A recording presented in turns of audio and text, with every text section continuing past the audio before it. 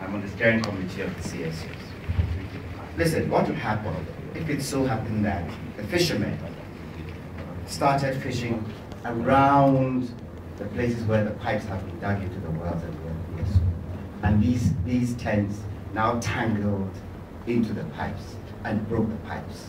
Considering how much money we have invested in the FPSO, it will be a huge catastrophe for Ghana, and it is us who will start complaining. So what should we do? There's a method where we can ring fence where all the piping is. Now, the other thing I'll then say is that the fishes are not only in that vicinity. When we had pair trawling, who shouted? Who said anything? Did we then shout that that area was for people of the Western region? We didn't. Let's try and fence that place off. And in fencing that place off, let's try and re-educate the fishermen. Look, I always say, at the present moment, when you go to the Western region, they have glass sand, they have bauxite, they have manganese. Name it, what do they have? Who is at the present moment beginning to take studies in these mineral resources we have there, so that the private sector can now go in and say, we are also going to invest in these things. We have Abuaze, the bottle plant, which is now decrepit and is there. These sands there could be regenerated, business can be created from that, and then we can create employment for the people there. We have to educate the people in the Western region about the legislation that is coming out. Do they understand it? Do they know what it means?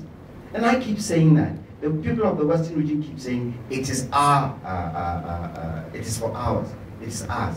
I keep telling them, and I was nearly lynched once when we went onto a roadshow there, when I said that, look, Western region people, the most important thing we do is to take the lead in asking and fighting for your rights, because from east to west of the oil belt, it's all oil.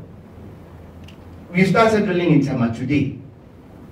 The moment we start drilling in Kita Basin, where Afrin is today, the problems we are seeing in the Western region would be worse in the Volta region. So what are we doing? We have to educate. We have to work together.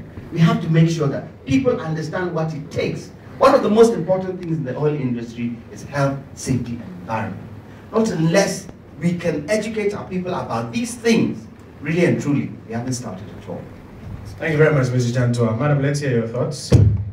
I am Gertrude Ohinyesienyo, a maritime law lecturer at the Regional Maritime University. I'm also going to buttress on the compensation for fishermen, because if a government takes land from people whose livelihood solely depends on that, then government needs to compensate them for that particular activity that is taking the land out. Because liability falls in two different ways: liability on the government and liability on the licensee, which are the stakeholders in the oil business.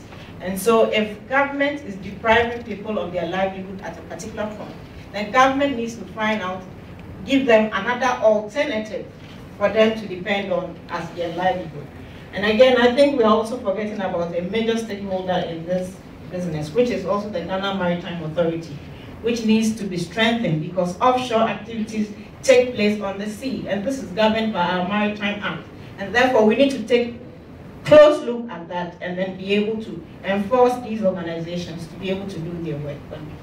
Let me get reactions, and then I'll come back for the final round and add some phone calls to the